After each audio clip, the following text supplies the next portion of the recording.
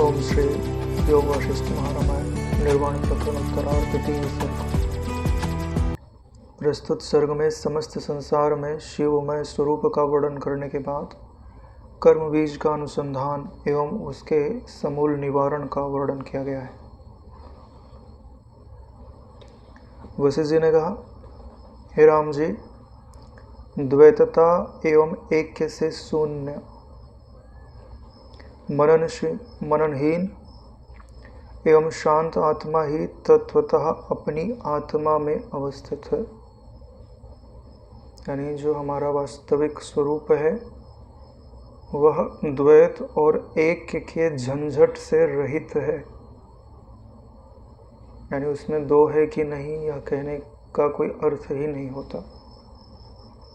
जब आप यह तत्व ठीक से समझ जाते हैं कि हमारा जो स्वरूप है वो द्वैत और ऐक्य के झंझट से रहित है, तब आप अपनी अद्वितीय स्थिति का अनुभव करते हैं।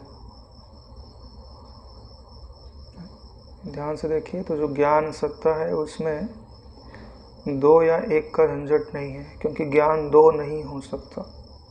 जब वो दो नहीं हो सकता तो दो को मिला करके एक बनाने की भी ज़रूरत नहीं होती है। इसीलिए उस स्वरूप को दो एक की अपेक्षा अद्वितीय कहा जाता है कि वहाँ दो नहीं है, दूसरा नहीं है। मनन से हीन है, यानी वहाँ मन का कोई व्यापार नहीं है। आपका जो स्वरूप है वो शुद्ध ज्ञान आकाश रूप है, उदय और अस्त से रहित है, ग्रहण और त्याग से रहित है। ना किसी को पकड़ रहा है, ना किसी को छोड़ रहा है, एक जैसा है। जैसे जल एक जैसा रहता है।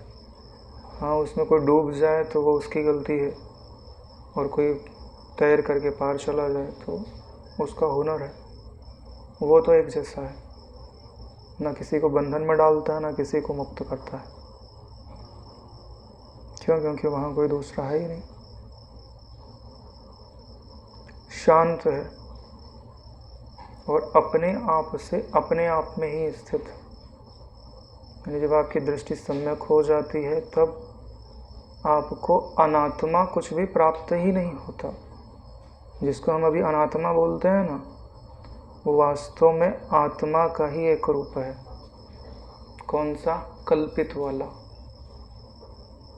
तो जब आपको ठीक से तत्वबोध होता है तब आपके लिए अनात्म कुछ वस्तु बचती ही नहीं है। अनात्म वस्तु असत हो जाती है, और जो आप होते हो वो अद्वितीय हो जाता है, कैवल्य हो जाता है। मिट्टी की सेना जैसे मिट्टी में है, वैसे ही शिव का यह संसार सर्वथा शिवमय है। यथा पंकमयम सैन्यम तथा शिवमयम जगत। जैसे मिट्टी की बनी हुई हर चीज़, उसकी आँख नाक कान सब कुछ मिट्टी ही होता है। ऐसे ही जो कुछ भी आपके अनुभव में आ रहा है वह सब शिवमय है, कल्याणमय है, आनंदमय है। आप बोलते हो कि हमें तो ऐसा अनुभव ही नहीं होता कि सब शिवमय है। अरे भाई, तुमको अनुभव तो तब होवे जब तुम एक जगह मन को लगाओ।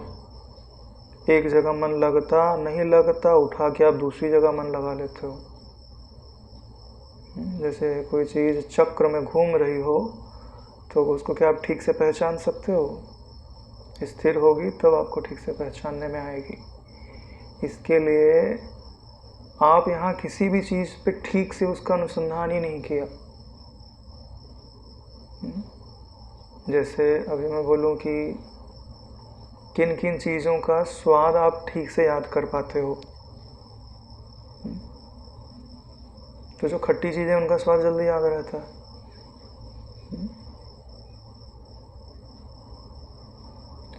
जब आप भोजन करते हो तो ध्यान देना चाहिए ये जो स्वाद आ रहा है वो कैसा आ रहा है, और उसको याद रखने का प्रयास करना चाहिए।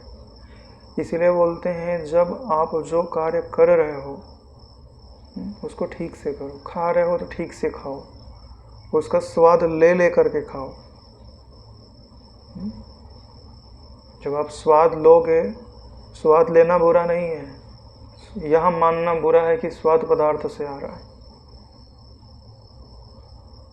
कोई सुंदर वस्तु दिखाई देती है, उससे प्रसन्न होने की मनाही नहीं है। प्रसन्नता वस्तु में देखने, प्रसन्नता को वस्तु से जोड़ने की मनाही है। प्रसन्नता भीतर से आ रही है, स्वाद आपका है नारायण, तो उसको प्रकट होने दो, उसकी मनाही नहीं है नारायण। ये समझो कि यह सब शिव से आ रहा है, कल्याण में जो तत्व है उसी से आ रहा है। जब आप देखो, कुत्ता हड्डी को चबाता है क्योंकि उसे लगता है कि रक्त हड्डी से आ रहा है, लेकिन रक्त तो उसी का है ना नारायण। ठीक है, ऐसे ही यह प्रश्न उठता था जब विचार करते हैं, तब कहा जाता है कि हम उसी चीज़ की भावना कर सकते हैं जिसका हमें अनुभव हो। हमें तो आत्मा आनंद का अनुभव ही नहीं है, तो हम भावना कैसे करें कि वो आत्मा में इतना आनंद होवेगा। तो उसके लिए क्या उत्तर दिया जाता है कि ये जो विषयों से आपको रस प्राप्त होता है वह आत्मानंद का ही एक प्रकार है। लेकिन हम गलती क्या करते हैं कि हम उसको वस्तु से जोड़ देते हैं। इसके लिए जब आपका कोई बहुत प्रिय हो, वो मिलता है तो खुशी तो होती ही होती है नारायण। एक मिलत दारुण दुख दे ही, एक बिछुरत प्राण हर ले हुए। एक ऐसे होते हैं कि जब वो बिछड़ने लगे तो ऐसा लगता है कि हमारा आत्मा ही लेके चले जाएंगे। अपने आप आंखें नम हो जाती हैं, आपका उस पर जोर नहीं चलता।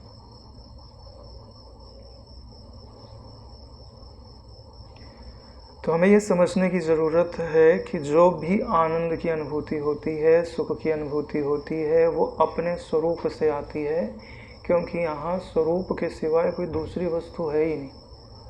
यही बात यहाँ समझा रहे हैं कि जैसे मिट्टी के खिलौनों में सिर्फ मिट्टी ही मिट्टी है, ऐसे ही इस संपूर्ण जगत में सिर्फ एक कल्याण में शिव तत्व ही है, आनंद में शिव तत्व ही है। जो भी आप देख रहे हो वही देख रहे हो, जो भी आप छू रहे हो उसी को छू रहे हो। आज सुबह में जल चढ़ा रहा था तो चप्पल उतारा, तो जैसे ही तलवे का स्पर्श जमीन को हुआ तो ऐसा लगा जैसे एक छोटा सा बच्चा अपनी माँ की गोद में पाँव रखता है, धरती माँ है। कभी भाव करके देखो कितना प्रेम प्राप्त होता है। संपूर्ण प्रकृति तुमसे प्रेम कर रही है, तुम माँ की गोद में होना रहा है। लेकिन हम क्या है कि जब हम बड़े हो जाते हैं ना, तो हमको उस प्रेम का अनुभव नहीं होता। छोटा होना पड़ता है, अबोध होना पड़ता है। जितना ज़्यादा चतुर होते जाओगे उतना ही जो स्वाभाविक सुख है, जो स्वाभाविक प्रेम है, आप उससे दूर होते जाओगे। छोटे से बालक की तरह है ना। ब्रह्मज्ञानी की बात भी तो ऐसे ही कही जाती है ना कि छोटे से बच्चे के समान होता है। काल यानी समय, आकार, क्रिया, संज्ञा एवं अर्थ से युक्त मन, बुद्धि, चित्त, अहंकार सब चित्त प्रकाश होने से चिन्मय ही हैं। यानी जितनी भी चीज़ें मन, बुद्धि, चित्त, अहंकार के अंतर्गत आती हैं या उनसे जिनका आप अनुभव करते हो, उन्हें तो हम क्या कहते हैं? जड़ है, अनात्मा है। तो ये चीज़ें प्रारंभ में समझाई जाती हैं जब तक इनमें सत्य बुद्धि है। जब इनमें सत्य बुद्धि विदा हो जाती है तो हमें क्या समझ में आता है कि ये ज्ञान से अभिन्न है। अगर इनमें ज्ञान ना होता तो ये कभी अनुभव में नहीं आता। तो ये क्या हुए? चिन्मय हुए ना नारायण। चित्त प्रकाश होने से यानी ज्ञान के द्वारा अनुभव में आने के कारण ये ज्ञान ही है, इसके लिए इन्हें चिन्मय ही कहा जाता है। अगर आप इस जगत को पंच भौतिक मानोगे तो बंधन से कभी नहीं छूटोगे। क्या मानना पड़ेगा? हर वस्तु चिन्मय है, चिन्मय मतलब समझते हो ना, ज्ञान मात्र।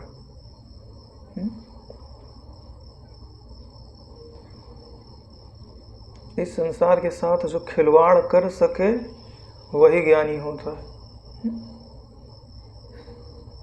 खिलवाड़ का मतलब जैसे बच्चे को टॉर्च दे दी जाती है, पहले नया नया बच्चे को अगर टॉर्च मिल जाए तो बहुत खेलता है, जलाएगा बंद करेगा, फिर जलाएगा बंद करेगा। घर में हम लोग छोटे थे ना, तो जब नया नया सेल डाल दिया जाता टॉर्च के अंदर, कोई नहीं है ना तो टॉर्च लेके किधर मारेंगे, इधर मारेंगे, फिर फोकस सेट करेंगे।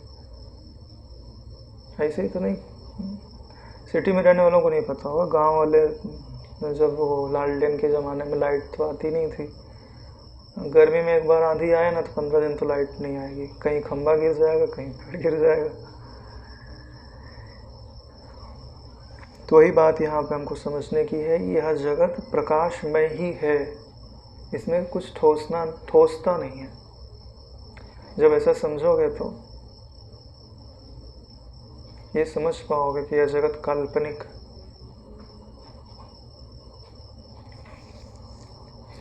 तो ये जो काल, आकार, क्रिया, संज्ञा, अर्थ आदि हमको भासते हैं, उन्हें नारायण आप चिन्मय समझिए, बोध मात्र समझिए।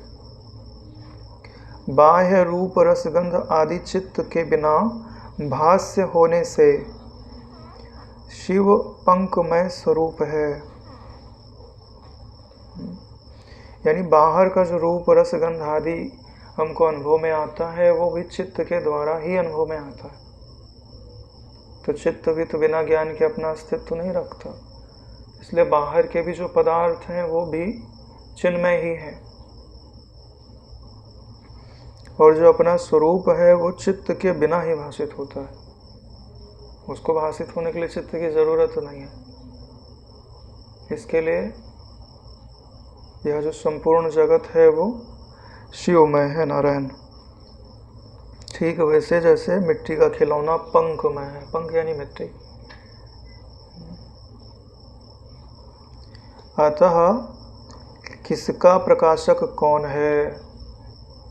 प्रकाश से जब चिन्मय हो गया तो कुछ बचा? प्रकाश, प्रकाशक, प्रकाश की त्रिपुटी नहीं बची नारायण, तीनों एक ही हो गए, यानी तत् और तुम की एकता हो गई। प्रमाता, प्रमेय, प्रमाण, देश, काल, दिशा का भाव एवं अभाव आदि विवर्त भी सबका शिव रूप ही है। यानी जो वस्तु हमको दिखाई देती है वह प्रमेय, जिससे दिखाई देती है सो प्रमाण, जिसको दिखाई देती है सो प्रमाता, और उन्हीं वस्तुओं में देश होता है, काल होता है और वस्तुता होती है। इन्हीं का तो परिचय होता है, दिशाएं होती हैं। तो इनका कभी भाव अनुभव में आता है, कभी अभाव अनुभव में आता है। तो ये सब क्या है? आत्मा का विवर्त मात्र है तो सूर्य की रश्मियां, मगर किन्हीं परिस्थितियों के कारण उन्हीं सूर्य की रश्मियों में कहीं जल दिखता है। जल होने की संभावना नहीं है, वहां है प्रकाश, है प्रकाश। ऐसे ही है सब कुछ शिव रूप ही, लेकिन विवर्त होने के कारण प्रमाता, प्रमाण, प्रमेय की त्रिपुटी, देश, काल, द्रव्य आदि प्रतीत होते हैं। अतएव हे श्री राम, तत्वभूत परमेश्वर से इतर यानी अलग अहम, मम इत्यादि कोई विवर्त है ही नहीं। और ठीक से देखो तो विवर्त कोई सत्य वस्तु थोड़ी ना होती है कि इसको हम बोलें कि ये है। विवर्त का मतलब ही होता है कि वो नहीं है। तो जिस अहमता या ममता का हम अनुभव करते हैं सो उस तत्वभूत तत्व में विवर्त भी नहीं है, यानी उसका अस्तित्व ही नहीं, एक ही तत्व विद्यमान है और वो आनंद रूप है।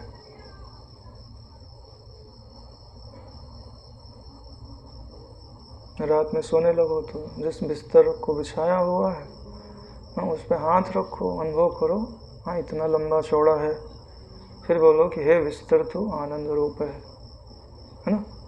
तकिए को छुओ, हे तकिया तो आनंद रूप है। ना, हे चद्दर जो ओढ़ेंगे, कंबल जो ओढ़ेंगे, तू आनंद रूप है। मच्छरदानी तो लगाते ही है, हे मच्छरदानी तू आनंद रूप है ना। फिर अपने अंगों का प्रारंभ करो। हे पाँव का घुटना छुओ भाई, बिना छुए मत बोलना। आदत पड़ी है ना, बिना स्पर्श के जल्दी हमको अनुभव नहीं होता, मन भागने लगता है।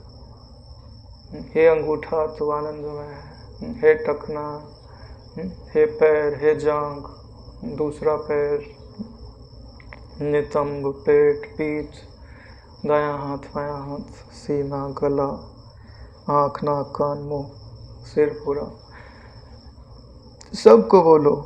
आज हमने योग वासिष्ठ में पढ़ा था कि सब शिवमय है, सब कल्याणमय है, सब आनंदमय है।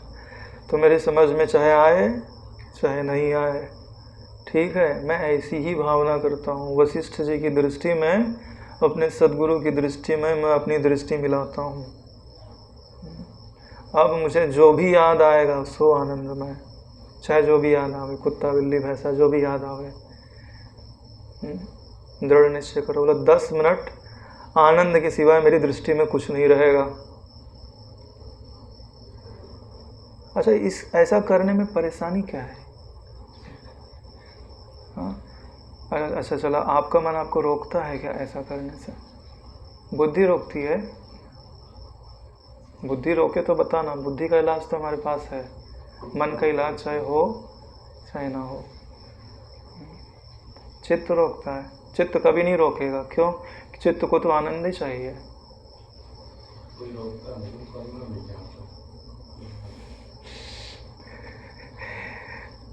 यानी आप नहीं चाहते हो करना, बड़ी बात यही है। आपको कोई रोक नहीं सकता, अगर आप करना चाहो तो कोई रोक नहीं सकता।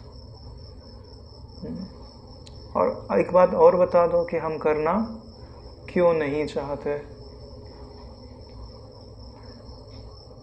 पता है क्यों? क्योंकि हमको गुलामी पसंद आ गई है। हम गुलाम रहना चाहते हैं। जो लोग गुलाम होते हैं ना, वो तब तक चेष्टा करना नहीं चाहते जब तक उनके गले पे तलवार न रख दी जाए। जब एकदम आ जाएगा कि अब मृत्यु ही प्राप्त होगी ना, तब वो कार्य करते हैं। गुलाम ऐसे ही होते हैं। जब क्योंकि वो बेगारी में पकड़े गए हैं, जानते कि हमको कुछ मिलना नहीं है, तो ऐसे ही कार्य करते हैं। क्योंकि हमने आज तक जितना अभ्यास किया है, आधा अधूरा ज्ञान, आधा अधूरा अभ्यास, तो उसका फल हमको जितना चाहिए था उतना दिखाई नहीं दिया। यही कारण है कि मन उधर लगना नहीं चाहता। भाई, जो खजाना निकालना है वो 10 चट्टानों के नीचे है। आपने एक आध दो चट्टान पे 1-2 हथौड़ा मारा, बोले कुछ निकल नहीं रहा है।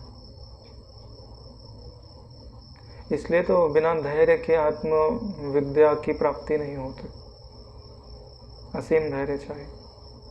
लेकिन जब तक जीऊंगा तब तक हथौड़ा मारूंगा, चाहे वहाँ से पानी निकले चाहे ना निकले।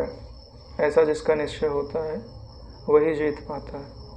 राम जी का निश्चय देखो, जब योग वासिष्ठ प्रारंभ होता है तो क्या बोलता है?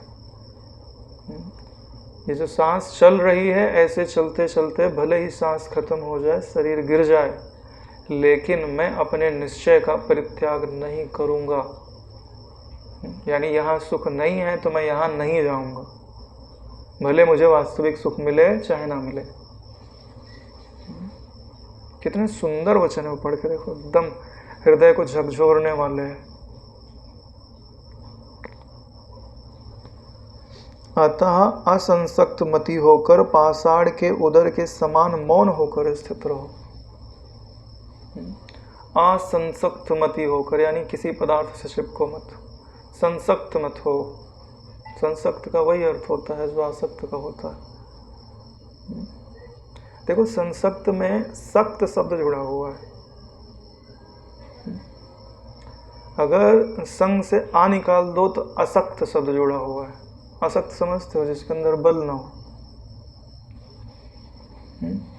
आसक्त का मतलब है, समझ रहे हो ना?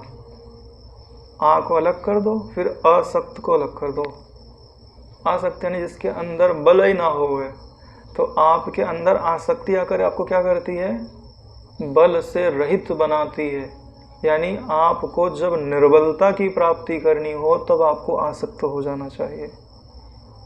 आ यानी आना, आसक्त यानी निर्बलता।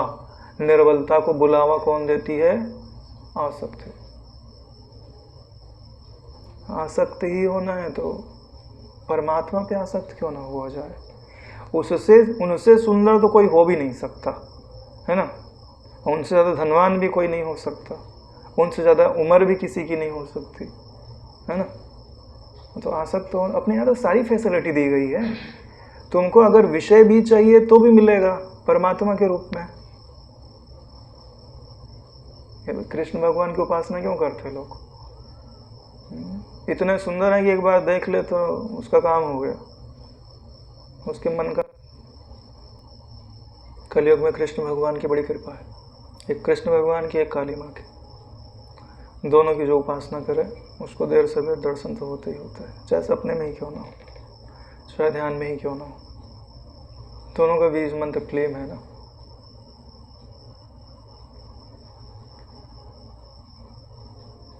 उनसे प्रार्थना करना चाहिए कि आपका नाम मनोहर है तो हमारे मन का हरण कर लीजिए, झंझट ही खत्म हो गया। इतना तो आसान काम है। ईश्वर बोले कि भाई क्या चाहते हो, आप मेरे मन का हरण कर लो। मन ही तो अविद्या है, मन ही तो अज्ञान है। अब ईश्वर तुम्हारे मन को ले जाएंगे तो रखेंगे कहाँ? अब भाई ईश्वर के पास कोई दूसरी जगह थोड़ी, अपने में ही रखेंगे ना। तो आपका मन कहाँ गया? परमानंद में। ईश्वर परमानंद रूप है ना, तो झंझट ही खत्म हो गई। जो भक्त हो जाते हैं उनको ज्ञान कराने की जिम्मेदारी तो ईश्वर की ही हो जाती है। एक नहीं 10 बार ज्ञान कराएंगे, अब उनकी जिम्मेदारी हो गई ना नारायण।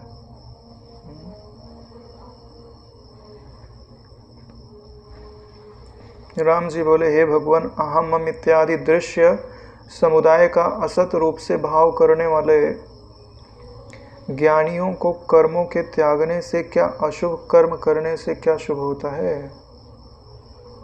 अब राम जी पूछ रहे हैं कि जो ज्ञानी लोग होते हैं वो अहमता ममता का जो दृश्य समुदाय है उसमें असत की भावना करते हैं। हाँ, क्या जो अहमता है या अहमता का भाव है या जो ममता है, ममताकार वृत्तियां हैं, सो सब असत हैं, मिथ्या हैं, इनका मुझसे कुछ संबंध नहीं है। तो ऐसे जो ज्ञानी जन हैं वो अगर कर्मों को छोड़ दें तो क्या उनको कुछ लाभ होता है, और कर्मों को करते हैं तो क्या कुछ अशुभ होता है? ऐसा राम जी का प्रश्न है। क्योंकि सारा झंझट तो कर्मों का ही है ना नारायण, पाप और पुण्य कर्मों से ही होता है। तो क्या ये पाप और पुण्य की जो परंपरा है वो ज्ञानियों में चलते रहती है कि रुक जाती है? तो वशिष्ठ जी ने कहा, हे निष्पाप राम, बहुत पूछ लिया तुमने, अब हम तुमसे पूछते हैं और तुम उत्तर दो। मैं जो तुमसे पूछता हूँ उसे यथाशीघ्र कहो, समय मत लगाना। ऐसा नहीं कि किसी से जाओ और पूछ के आओ फिर हमको बताओ। हम जो पूछ रहे हैं यथाशीघ्र उत्तर देना। यदि तुम्हें यथार्थ ज्ञान है तो शीघ्र बतलाओ कि कर्म क्या वस्तु है, यानी कर्म किसे कहते हैं। यदि तुम्हें यथार्थ वस्तु का ज्ञान है तो, और शीघ्र बतलाओ, समय मत लेना। और यहाँ भी सम्यक रूप से बतलाओ कि कर्म का विस्तार कैसा है। पहले कर्म की परिभाषा बताइए, फिर कर्म का विस्तार कैसे प्राप्त होता है या कैसे होता है, यानी कर्म बढ़ता कैसे है, उसका मूल क्या है, यानी उसकी जड़ कहाँ, यानी कहाँ से कर्म रूपी पौधा निकलता है।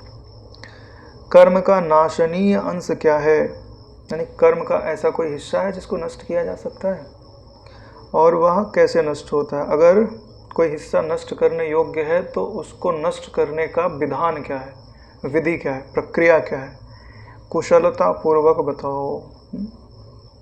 यानी विक्षेपित मत करो अपने चित्त को, कुशलता अपने हृदय में बनाए रखो, और ऐसे बताओ कि दूसरे को ग्राह्य होवे।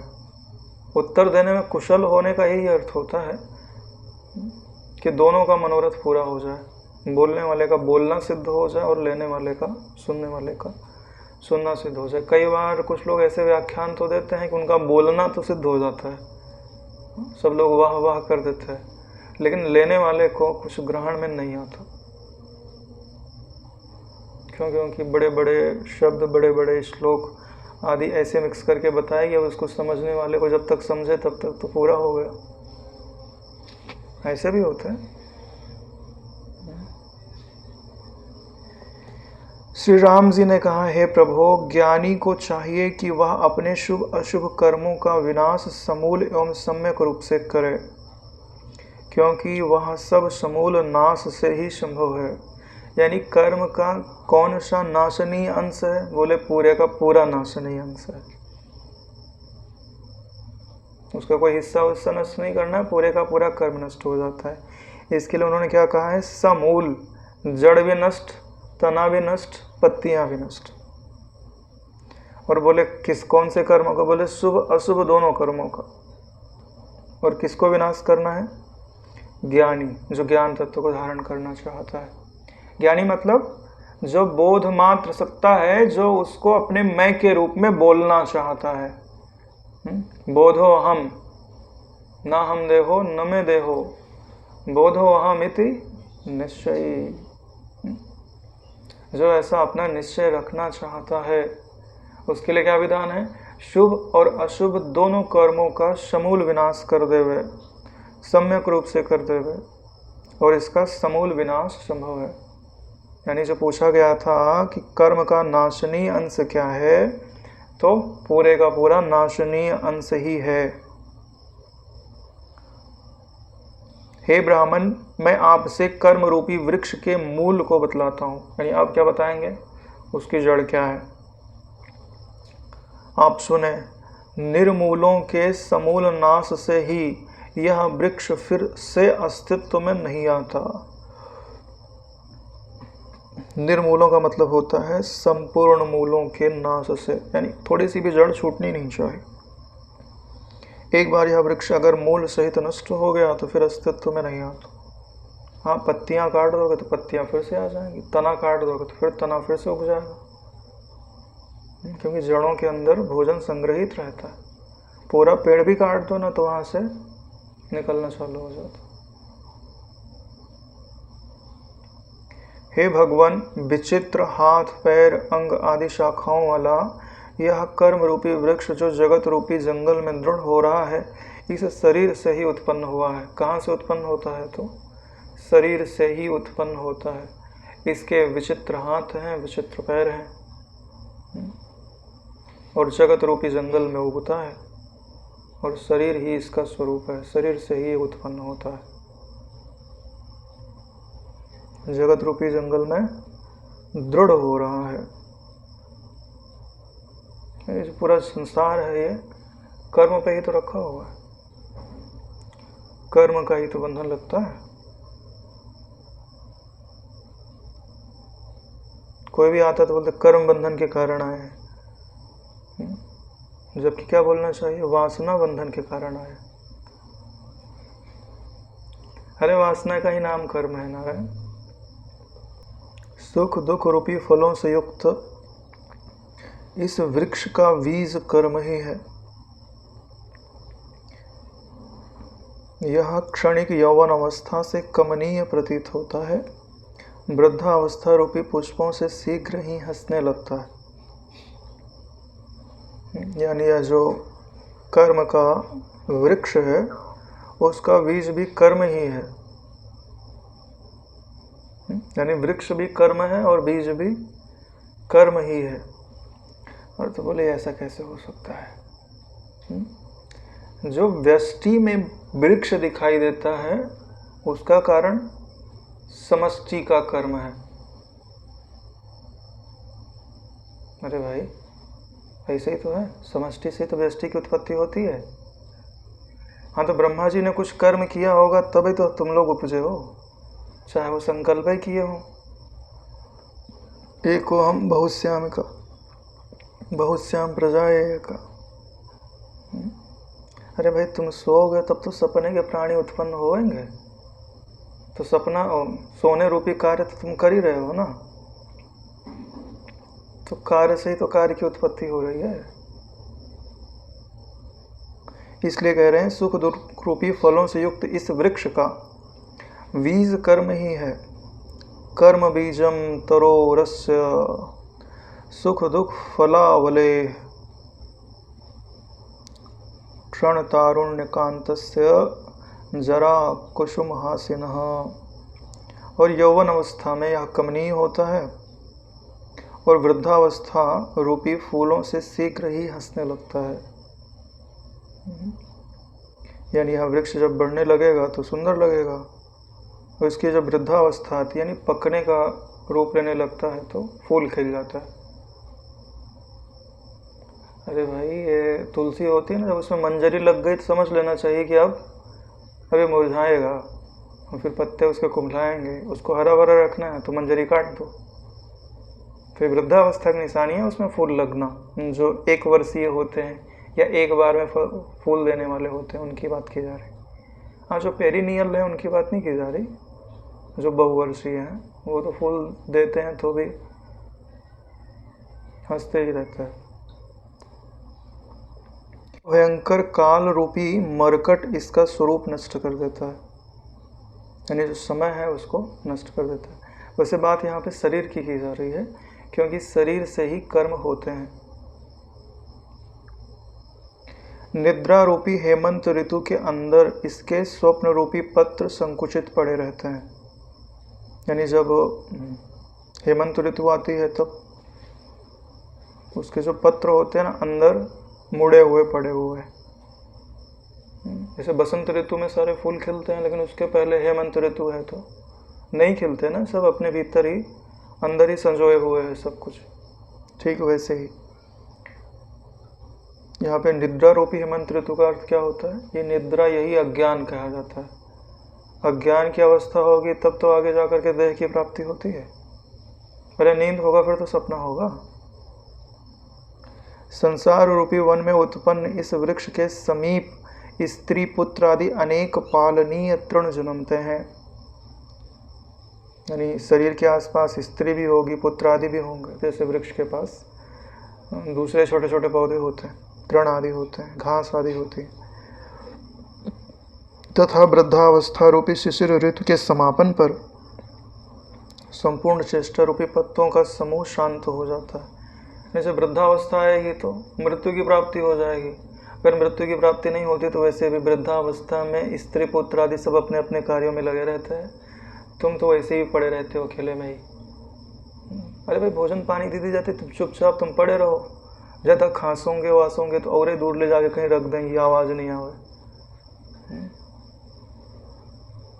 हमारे गांव में एक लोग थे तो उनके घर में कोई बहुत ज़्यादा बुढ़ा हो जाता था तो जैसे ट्यूबवेल वगैरह नहीं रहती है, गाँव खेत में बना देते हैं, उधर ही छपरा वपरा रहता है। बोले अब तुम यहीं रहो, 2 टाइम भोजन ला के दे देंगे, उधर ही तुम खांसते रहो, जो करना है वहीं करो, वहीं पड़े रहो। हाँ, फिर एक दिन प्राण निकल जाएगा, ले जा जला देंगे। यही परंपरा है उनके यहाँ 2-3 पीढ़ी से। फिर जो भी बुढ़े होते हैं उनको ले जाके, उनको भी पता है कि मैं बुढ़ा होऊंगा तो यहीं आऊँगा। तो वही बात बताई जा रही है कि ये जो वृद्धावस्था रूपी शिशिर ऋतु आती है तो जैसे शिशिर ऋतु में पत्ते झड़ जाते हैं, तो वैसे ही उनके जो स्त्री पुत्र आदि हैं सब उनको किनारा कर देते हैं। हाथ एवं पैर के पृष्ठभाग एवं होंठ जिह्वा आदि इस वृक्ष के अरुण कोमल कोपले हैं एवं थोड़े कठोर हाथ पैर की उत्तम रेखाएं वाले तलवे इस वृक्ष के कठोर पत्ते हैं। यानी हाथ पैर की जो उंगलियां आदि हैं इनके कठोर और कोमल पत्ते कहे जाते हैं। ये पूरा शरीर का ही वर्णन किया जा रहा है और शरीर को ही कर्म कहा जा रहा है, क्योंकि कहा ही जाता है कि शरीर कर्म से ही उत्पन्न होता है और शरीर से कर्म होता है, दोनों एक दूसरे को बढ़ाते रहते हैं। वायु से प्रकंपित होने वाली चिकनी रक्तवर्णा अंगुलियां ही इस वृक्ष के बाल पल्लव और काटने पर भी बारंबार जमने वाली नखों की पंक्तियां ही इसकी कलियां हैं। जो हमारे हाथ में ये जो नख आदि हैं वही इस वृक्ष की कलियां कही जाती हैं। देह रूपी वृक्ष से उत्पन्न पूर्व जन्म के कर्म की कर्म इंद्रियां ही इसके मूल हैं। यानी कि हमारे पास जो कर्म इंद्रियां हैं वो इसी जन्म में हमारे पास हैं ऐसी बात नहीं है, ये पूर्व जन्म से ही हमारे पास चले आ रहे हैं। क्योंकि स्थूल शरीर में कर्म इंद्रियां तो होती नहीं है, वो तो सूक्ष्म शरीर में होती हैं, और सूक्ष्म शरीर तो वही का वही है जो ट्रांसफर होते आ रहा है, अपनी यात्रा के पड़ाव बदलते जा रहा है। स्थूल शरीर तो सिर्फ उसका वस्त्र मात्र है ना। तथा कर्म इंद्रियों की मूल ज्ञान इंद्रियां हैं, ऐसा समझिए। ये ज्ञान इंद्रियां सुदूर जाकर भी विषयों को पकड़ने में सर्वथा समर्थ रहती हैं। नेत्र, नासिका आदि पंच स्थलों पर आश्रित रहकर ये अपने अपने विषय रूपी कीचड़ में निमग्न रहा करती हैं। इन पर विजय पाना नितांत कठिन। यानी जो कर्म इंद्रियां हैं, कर्म इंद्रियों के मूल में ज्ञान इंद्रियां हैं, और ये जो ज्ञान इंद्रियां हैं पांचों, ये पांचों विषयों में जाती हैं और वहां से कीचड़ को इकट्ठा करके हृदय में लेके आती हैं। कीचड़ मतलब दलदल, जिसमें जाए तो आदमी फंस जाए। तो यह जो विषय है नारायण, वो दलदल के ही समान है। एक बार अगर चित्त उसमें यदा ते मोह कलिलम बुद्धि विअतितरिष्यति तदा गन्तासि निर्वेदम श्रोतव्यम श्रुतस्य च।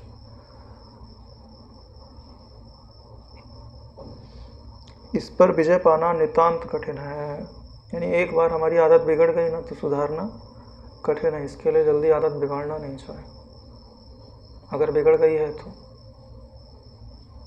करो, सत्पुरुषों का संग करो।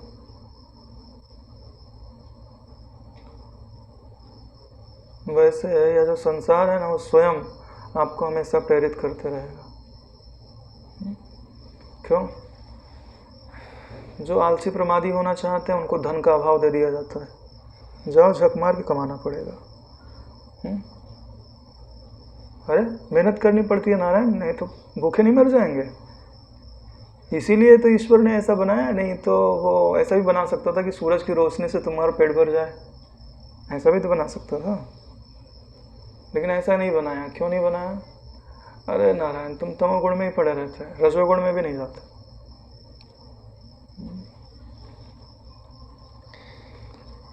इन ज्ञान इंद्रियों का मूल मन है। ये जो ज्ञान इंद्रियां हैं बाहर से विषयों का ज्ञान लेकर के आ रही हैं, जो आपके लिए दलदल के समान है। तो इन ज्ञान इंद्रियों के मूल में क्या है? मन, जिसने त्रिलोकी को व्याप्त कर रखा है। इस मन ने त्रिलोकी को व्याप्त कर रखा है नारायण।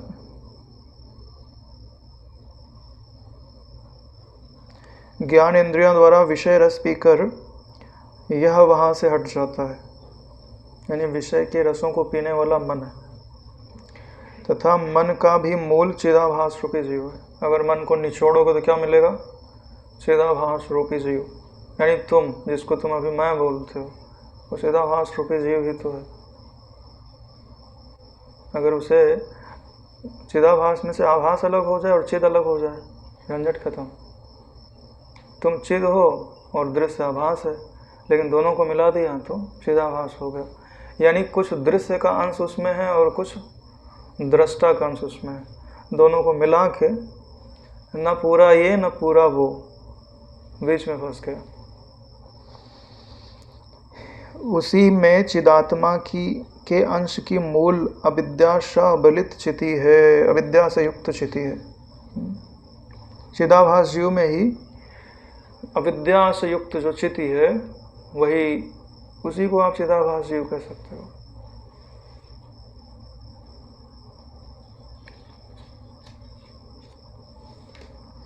उस माया शबल चिति का भी मूल ब्रह्म है। समझना है? चिदाभास जीव का मूल क्या है? चिति। और चिति का मूल क्या है? ब्रह्म। क्रम मिल गया ना? हाँ? देह पहले समझ लो जगत रूपी जंगल है, फिर उससे देह निकल के आया, फिर कर्म इंद्रियां, फिर ज्ञान इंद्रियां, फिर मन, फिर चिदाभास जीव, फिर माया शबल चिति, फिर ब्रह्म। पहुंचा दिया आपको नारायण, जो कि सभी मूलों का हेतु है। यानी जितनी भी जड़ें हैं वो सब ब्रह्म से ही रस पाती हैं। वह ब्रह्म अनंत है, शुद्ध है और सत्य स्वरूप है, इसलिए उस ब्रह्म का कोई भी मूल नहीं है। पहले तो मूल लिया, सबका मूल वही है, क्योंकि सबसे लास्ट में वही दिख रहा है। लेकिन फिर विचार किया, क्या इससे किसी को कुछ मिल सकता है? बोले नहीं, ब्रह्म ना कभी किसी से कुछ लेता है, ना कभी किसी को कुछ देता है, संभव ही नहीं है, क्योंकि वो पूर्ण है। पूर्ण में ना घटोत्तरी होती है, ना बढ़ोत्तरी होती है। हे मुने, विषयोन्मुख चित्त ही समस्त कर्मों का मूल है। अब कर्मों की जड़ क्या मिल रही है? विषयोन्मुख चित्त ही संबित, जिसको चैत्योन्मुखत्व कहा जाता है।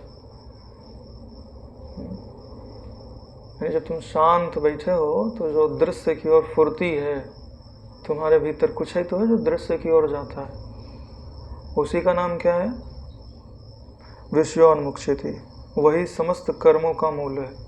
जब वो जाएगी तभी इच्छा पैदा होगी, जब इच्छा पैदा होगी तभी तो कर्म होगा। अहंकार आदि के साथ वही अभिन्न एवं कर्म रूप से चेष्टित होकर उसके फल के लिए प्रवृत्त हुआ करती है। वो अकेले थोड़ी कार्य करती है। मन बुद्धि चित्त अहंकार में वही बट जाती है। फिर अहंकार रूप होकर के मुझे ये चाहिए, ये करना है, ऐसा निश्चय करेगी कि मेरी ये इच्छा है और मैं ऐसे करूँगा, फिर वैसा करती है, तो वही कर्म के रूप में परिणत हो जाती है और फल के रूप में वही भी परिणत हो जाती है। जो कर्म कर रही है और जो फल मिल रहा है वो दोनों वही है। हमको अलग अलग लग रहा है, एक ही ज्ञान सकता है। जीव चेतन ही सभी कर्मों का आदि बीज है। पहले क्या बोला? पहले बोला कि विषयोन्मुख जो चित्त है वो सब कर्मों का बीज है। अब क्या बोल रहे हैं कि जो जीव चेतन है यानी चिदाभास, देखो ब्रह्म को मुक्त कर दिया, वो किसी का मूल नहीं है। फिर चालू कर रहे हैं ना, वहाँ से चालू कर दिया। विषयोन्मुख जो चित्त है, बोले वो भी बीज है। बोले ये जीव चेतन है ना, जिसको चिदाभास जी बोले, ये भी कारण है। बोले सबके ऊपर केस चलाओ। इन सब ने मिलके फंसाया मुझे। क्यों? क्योंकि हम समझ गए ना हम ब्रह्म हैं, तो किसी के ऊपर भी केस चला दो। महाशाखा वाला यह देह रूपी सेमल का वृक्ष उसी के रहते जन्म लेता है। यानी चिदाभास नहीं हो तो यह देह रूपी जो वृक्ष है उसका जन्म नहीं हो सकता। नारायण, बिना ज्ञान के देह की रचना नहीं होती। देह च अज्ञान संभव, बिना ज्ञान के देह की रचना नहीं होती। वही जीव चेतना अहंकार आदि से मिश्रित होकर मैं चेतन करता जीव हूँ, इस भाव से युक्त होता है। यानी मैं ही करता हूँ। है तो वो चेतना। चेतना कभी कोई कार्य नहीं करती नारायण। जैसे बिजली कोई कार्य करती है क्या? बिजली कार्य नहीं करती, उपकरण कार्य करता है। बिजली तो सत्ता है ना नारायण। अगर वो बोले कि मैं कार्य करती हूँ तो पूछो भैया कौन सा कार्य करते हो, तो वो एक चीज़ बोल सकता है, क्या बोले? सर्व करता है ना नारायण। बोले फ्रिज में मैं ठंडा करती हूँ, तो हीटर में कौन गर्म करता है? वो भी तो बिजली ही करेगी ना नारायण। तो अगर वो कर्ता पे उतारू होवेगी तो क्या बोलेगी? सर्व करता, नहीं तो अकर्ता।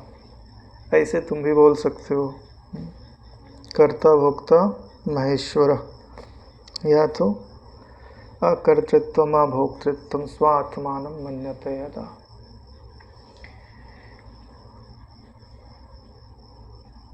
तभी कर्मों का बीजत्व प्राप्त होता है। यानी जब तक आप यहाँ नहीं कहते कि मैं इन कर्मों का करता हूँ, तब तक कर्मों का बीजत्व प्राप्त नहीं होता। यानी तुम्हारे अंदर जो मैं करता हूँ यह बुद्धि है, यही कर्मों का कारण है। अहम कर्तृति अहम मान महाकृष्णा ही दंसिता, नाहम कर्तृति विश्वासम अमृतम पीत्वा सुखी भव। अष्टाग्र गीता में तो सीधा ही सीधा तोप का गोला मार दिया गया है। तो ये श्लोक अगर याद रहते हैं तो बहुत बड़ा काम हो जाता है, पता है।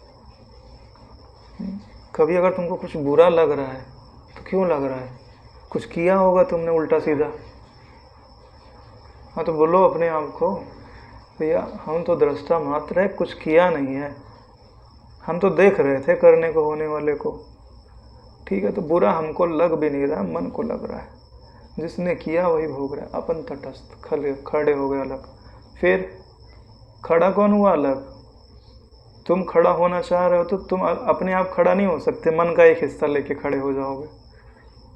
विचार किसने किया? ये मन नहीं किया ना। तो मन के 50% हिस्से में पहले 10% में आएगा, फिर 20% में।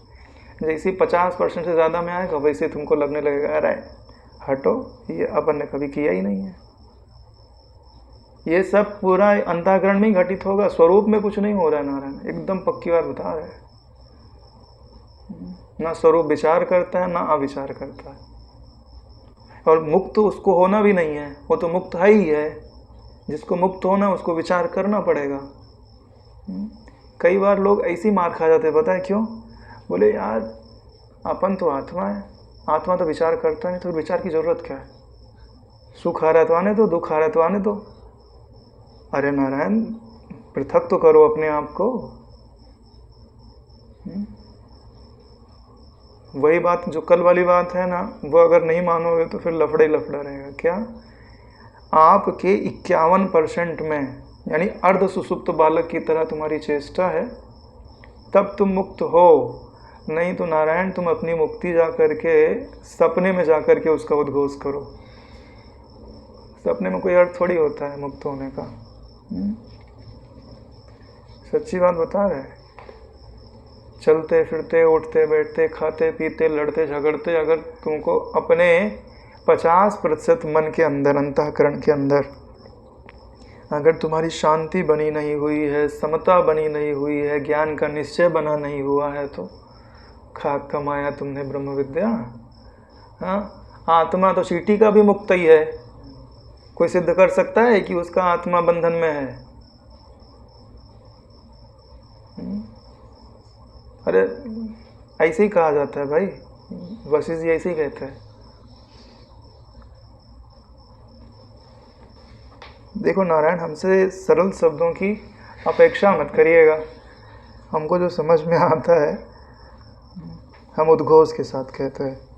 अभी तो हमारे ऊपर कोई प्रतिबंध भी नहीं लगाया गया है। जिस दिन लगाया जाएगा उस दिन देख लिया जाएगा।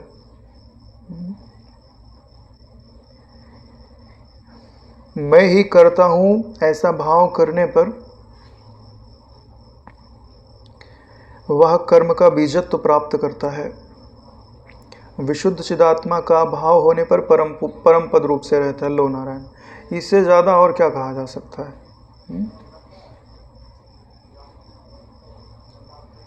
तत्कर्म वीजता मेति नोचेद अद्याम परम पदम।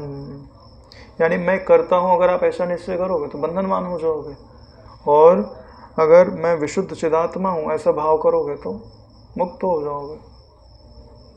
भगवत गीता भी तो यही कहती है ना नारायण, कि जो कर्म इंद्रियां हैं, ज्ञान इंद्रियां, इनको गुणों के द्वारा प्रेरित होते हैं और अपना कर्म करते हैं। और नारायण तुम जो है मूढ़तावश हो करके कहते हो कि मैं करने वाला हूँ। तुम करने वाले कब से हो गए?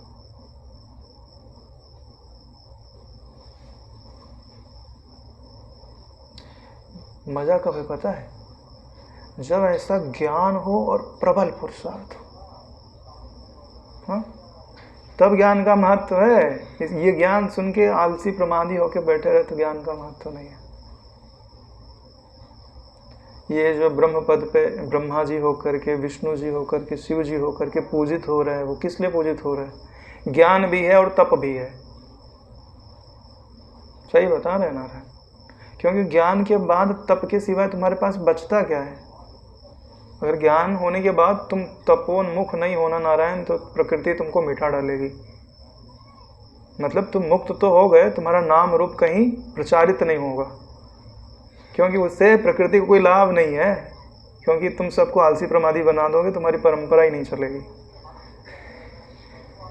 इसके लिए भाई सब तत्वों का नाम पता नहीं चलता है, बहुत सारे लोग ज्ञानी हो जाते हैं, लेकिन उनमें से चुनकर लोगों को ही प्रकृति आदर्श के रूप में प्रस्तुत करती है। यानी जिनके जीवन में ज्ञान होने के पश्चात भी तप निवास करता है। भाई देखो, तुम्हारा शरीर अंतःकरण से संबंध तो रह नहीं गया, तो उसको आलसी प्रमादी बनाने से क्या लाभ? उसको तपस्या में लगा दो, आसपास के लोगों का थोड़ा कल्याण हो जाएगा। लेकिन जो नहीं लगाते ना, मज़ा नहीं आता। लगाना चाहिए, क्योंकि दूसरों को प्रेरणा मिलेगी ना। हे प्रभु, कर्मों का कारण शरीर आदि का अहम भाव ही है। यानी कर्मों का कारण शरीर आदि में अहमता है, वही यही बीज है नारायण। वैसे ये जो कर्माभिमान है, यही कर्मों को उपजाता है। आपके उपदेश अनुसार ही मैंने कर्मों के मूल का वर्णन किया है। वशिष्ठ जी ने कहा, हे राघव, देह स्वरूप उपाधि के रहते क्या इस सूक्ष्म कर्म का परित्याग और अनुष्ठान संभव है? क्या बात है, आज तो वशिष्ठ जी पीछे ही पड़ गए। पूछ रहे हैं कि हे राम जी, कि यह जो देह स्वरूप उपाधि है, जब तक इसको धारण करके रखोगे तो ये जो सूक्ष्म कर्म है, क्या आप उनको छोड़ सकते हो? कब परित्याग और अनुष्ठान, यानी क्या उनका ग्रहण और त्याग संभव है? संभव नहीं है। शरीर के रहते बाह्य एवं आंतरिक सत्य अथवा भ्रमयुक्त जिस स्वरूप में जैसा भाव करता है, वह जीव चेतन वैसा ही हो जाता है। यानी जैसी भावना करेगा वो वैसा ही हो जाएगा। और एक बात आप निश्चित समझ लीजिए कि जब तक शरीर है तब तक आप कर्म से रहित नहीं हो सकते। यदि भाव नहीं करता तो सांसारिक भ्रम से मुक्त हो जाता है। यानी देह भाव नहीं करेगा तो संसार के भ्रम से मुक्त हो जाएगा। वह भ्रम सत्य हो अथवा असत्य, इसका कोई अर्थ नहीं है। जैसी भावना करेगा वैसा अनुभव करने लग जाएगा। यह जीव चेतन ही संसार रूप से अपने में पनपता है। यानी जिसको आप संसार कहते हो, वह जीव चेतन का ही रूप है। चाहे वो ज्ञानी हो चाहे अज्ञानी, शरीर के रहने पर चित्त का परित्याग संभव नहीं है। यानी जब तक शरीर रहेगा तब तक तुम्हारे पास चित्त भी रहेगा। तो जब बोला जाता है चित्त का त्याग कर दीजिए, तो क्या चित्त का त्याग होता है? चित्त के त्याग का अर्थ होता है चित्त के संबंध का त्याग। चित्त तो वहीं का वहीं रहता है। अरे भाई, तुम गाड़ी में बैठ गए, तुम गाड़ी को ही मैं बोलने लग गए हो, तो तुमको समझाया जाता है नारायण, ये पहिए जो है ना तुम्हारे नहीं है, ये तो कार के हैं, अब तुम उतर जाओ नीचे। क्योंकि प्राणधारियों के चित्त का त्याग भला कैसे संभव है? कि जिनके पास प्राण है और चित्त ना हो, ऐसा संभव नहीं है। चित्त हट गया तो चित्त से ही अतएव निष्क्रिय रहने अथवा देह त्यागने के सारे कर्मों का त्याग कदापि संभव नहीं है। यानी आप बिल्कुल निष्क्रिय नहीं हो सकते, कुछ ना कुछ कर्म तो आप करोगे ही करोगे। किंतु यथा प्राप्त व्यवहार करते समय भी मैं चिदात्मा हूँ, मैं शुद्ध चिद्रूप अकर्ता हूँ, ऐसी निष्क्रिय आत्म स्वभाव की भावना से जब कर्म एवं अकर्म रूपता का विकल्प छूट जाता है, तब स्वतः कर्म का त्याग हो जाता है। अरे भैया, ब्रह्म सूत्र मिल गया ये, है ना? ये वैसा फार्मूला है जिस पे लगाओ और ब्रह्म रूपी जो प्रॉब्लम है वो सॉल्व हो जाती है। बोलो अपने आप को, मैं चिदात्मा हूँ, मैं शुद्ध चिद्रूप अकर्ता हूँ। जब इस प्रकार भावना करने लगोगे तो कर्म का संकल्प भी छूट जाएगा और कर्म का विकल्प भी छूट जाएगा, कर्म का ग्रहण भी छूट जाएगा और कर्म का त्याग भी छूट जाएगा। तो जो कर्म होने हैं वो तो होते रहेंगे।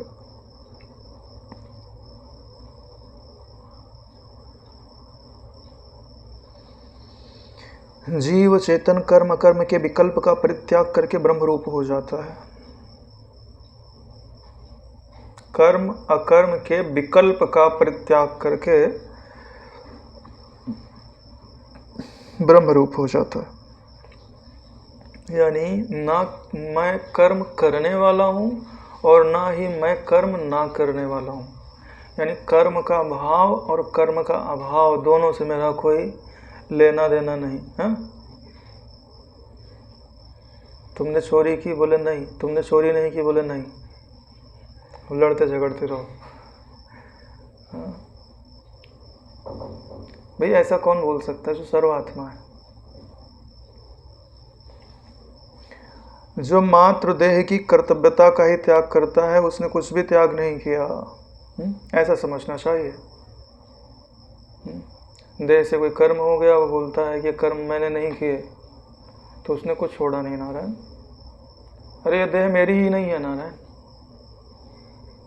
ये एक देह नहीं, सारी देह मेरी नहीं है, इनसे मेरा कोई संबंध नहीं है। वैसे व्यष्टि का त्याग होता ही नहीं है, वास्तव में समष्टि का ही त्याग होता। क्यों? क्योंकि जिसको आप व्यष्टि कहते हो ना, व्यष्टि है ही नहीं, वो समष्टि है। ध्यान से देखो, आप अपने शरीर को संसार से अलग कर सकते हो? नहीं कर सकते ना। तो तुम शरीर छोड़ोगे तो फिर संसार तो रहेगा, तो संसार भी तो छोड़ना पड़ेगा। इसलिए क्या वर्ड आता है? ना तुम विप्राधिको वर्णो ना श्रमी नाक्ष गोचर।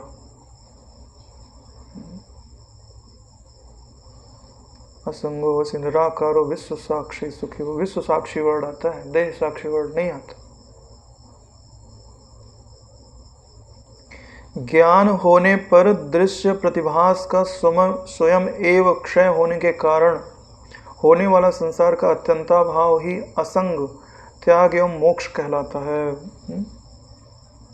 जब ज्ञान हो जाएगा नारायण, तो क्या होगा? आपको क्या लगेगा? एक ही सत्ता है। जब एक ही सत्ता है तो जो सामने दृश्य होगा उसका क्षय हो जाएगा, संसार का अत्यंता भाव हो जाएगा। लिखा है नारायण,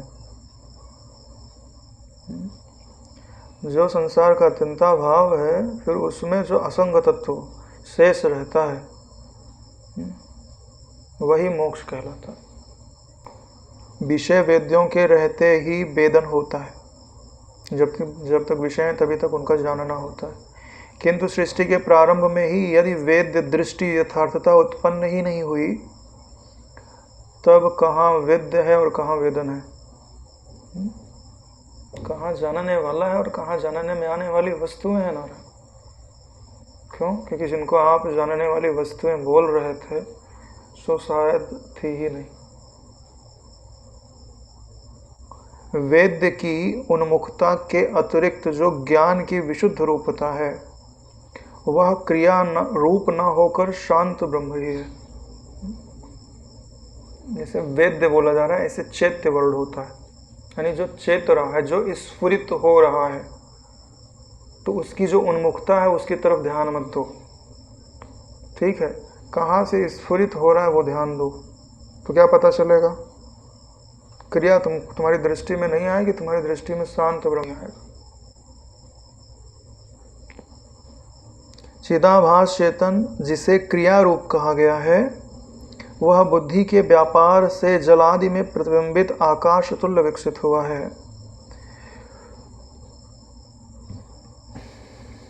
यानी कि यह जो जीव चेतन है या चिदाभास चेतन है, क्रिया रूप कहने का अर्थ होता है कि समस्त क्रियाओं का अभिमानी वही होता है।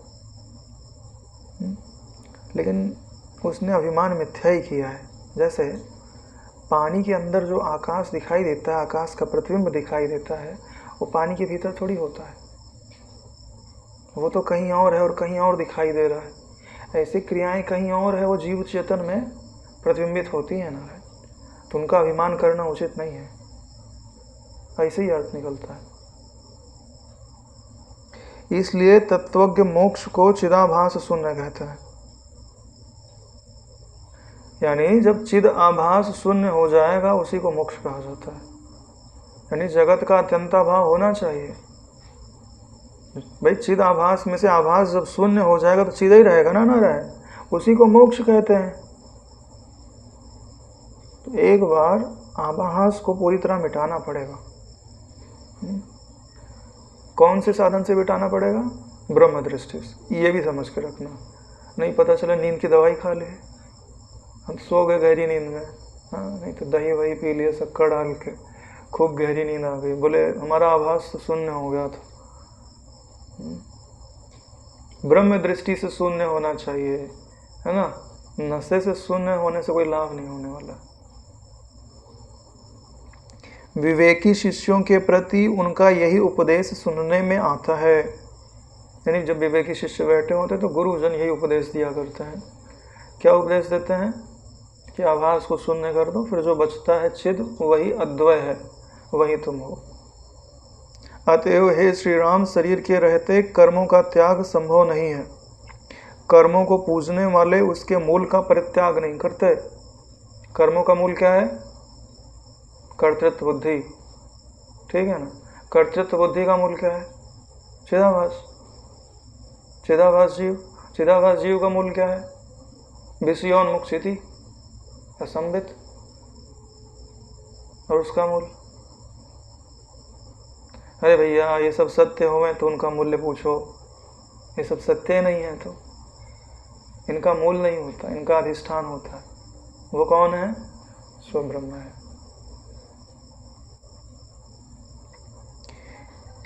कर्म शरीर के रहते ज्ञान के बिना उनका उच्छेद संभव नहीं है। अगर शरीर है तो कर्म होते रहेंगे, अगर ज्ञान हो गया तभी यह बुद्धि खत्म हो जाती है कि मैं करता हूँ। वासना में मन संबंधी चित्त संबित ही अपने कर्म का मूल है, यानी इच्छाएं हैं वही कर्म का कारण होती हैं। चिदाभास संबित ही आंतरिक अन्य कर्मों के मूल कामादि को उत्पन्न करने में तत्पर एवं श्रेष्ठ है। यहाँ पे क्या कारण बता रहे हैं? चिदाभास संबित, यानी वही चीज पीछे हटते चले आ रहे। यानी चिदाभास संबित ही चाहे आंतरिक कर्म हो चाहे बाह्य कर्म हो, उनको वही उत्पन्न करती है। यानी आप जिसको आप विचार नहीं करो तो जिसको आप मैं बोलते हो वही तो कर्मों का कारण है। अरे भाई उसी ने तो अभिमान किया है सबका, मैं पापी मैं पुण्यात्मा, कौन बोलता है? चिदाभास चेतन ही तो बोलता है, या जीवाभास चेतन बोल लो, या जीव चेतन बोल लो, या अंतःकरण उच्छिन्न चैतन्य बोल लो, और भी वर्ड ढूंढ सकते हो, बहुत सारे मिल जाएंगे।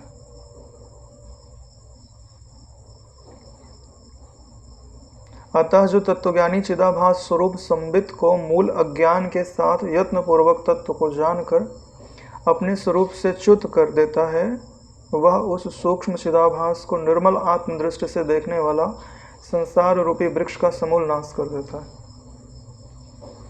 यानी ऐसा जो तत्वज्ञानी है जिसके पास तत्व दृष्टि है, तत्व दृष्टि होने के कारण क्या देखता है कि जिस चिदाभास संबित को सत्य समझा जा रहा है वो सत्य ही नहीं है। यानी आप एक एक परतें हटाते जाओगे तो चिदाभास आपको मिलेगा ही नहीं, आभास अलग हो जाएगा, चिद अलग हो जाएगा। तो इस संसार रूपी वृक्ष का समूल नाश कर देता है। समूल नाश कौन कर सकता है? अरे नारायण, जो आत्मा और अनात्मा का विवेकी है। जो आत्मा अनात्मा का विवेक नहीं करता वो कभी कर्तृत्व बुद्धि का नाश नहीं कर सकता।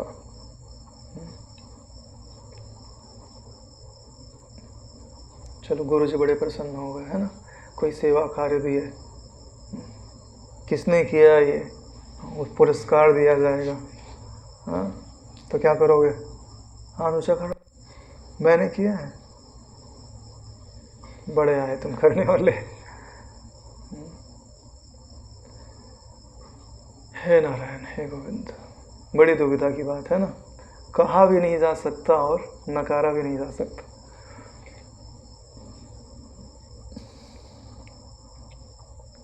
चलो यहाँ संसार में तो बोल देना ठीक है, लेकिन कहीं यम द्वार पे कहीं ये बातें पूछ ली गई तो कभी हाथ ऊंचा मत करना। मान लो तुमने 100 अनुष्ठान किए हो, हाँ बोले जिसने 100 अनुष्ठान पूरे किए उसको इंद्र बना दिया जाएगा। हाँ बोलो बताओ कि 100 अनुष्ठान किसने किए? हाथ ऊंचा कर दे, मैंने किया। हाँ तो फंस गए नारायण। क्यों? क्योंकि अगर तुमने 100 अनुष्ठान किए तो पुण्य हो गया, तो पाप भी तो किए होंगे, वो कौन झेलेगा? सिक्के का कभी एक पहलू नहीं मिलता, अगर सिक्का है तो दोनों फलक मिलेंगे। आशा होगी तो निराशा भी होगी, छोड़ना है तो दोनों छोड़ दो। इसलिए तो एक कथा नहीं सुनाते बापू जी, बोले जबरदस्ती सत्संग दिया तो बोले अब तू मर जाएगा। और फिर बहुत डर गया, तो बोले क्या करना है? बोले सत्संग का फल मत लेना। बोलना मुझे सत्संग का फल देखना है, भोगना नहीं है, देखना है। तो सब कुछ मिल गया। इंद्र के दर्शन हो गए, फिर विष्णु जी के दर्शन हो गए, यमराज के दर्शन हो गए, सब ले जा करके विष्णु जी के पास लेके गए। बोले अब तू मेरे को देख रहा है तो इससे ज़्यादा क्या देखना चाहता है? देखने की बात जब आई ना, तो देखने पर कोई प्रतिबंध नहीं है, क्योंकि तुम्हारा जो स्वरूप है वो दृष्टा मात्र स्वरूप ही है। सत्संग को देखने का अर्थ यही होता है, परमात्मा को देखना, क्योंकि सत परमात्मा ही होता है। चलो उन घटनाओं का वर्णन रहेगा तो बहुत दूर निकल जाएंगे। हे राम जी, चिदाभास शून्य जो सजाति विजाति स्वगत भेद रहित दृश्यादि पदार्थों से शून्य है, वही निरामय ब्रह्म हम सभी चैतन्यों का एकमात्र सार है। समस्त जो भी दृश्य आदि अपने को दिखाई देते हैं, उन सबका सार वही ब्रह्म है, जिसमें ना सजातीय भेद है, ब्रह्म ब्रह्म दो नहीं होते, विजातीय भेद ब्रह्म जगत ऐसा भी दो नहीं होता, और स्वगत भेद जैसे मनुष्य के अंग आदि हैं, सभी अंतर नहीं होता। यानी ब्रह्म में ही उसी की आँख नाक कान मुँह कुछ बन जावे, तो ऐसा भी संभव नहीं है। नारायण द्वितीय सर्ग निर्वाण प्रकरण का ही पूर्ण होता है। आज यहीं विश्राम लेते हैं। ओम कायेन वाचा मनसेन्द्रियैर्वा करोमि यद्यत् सकलं परस्मै श्री सद्गुरुवे समर्पयामि। ओम सहनावतु सहनौ भुनक्तु सह वीर्यं करवावहै तेजस्विनावधीतमस्तु मा विद्विषावहै। ओम शांति शांति शांति। श्री सद्गुरुदेव भगवान की जय।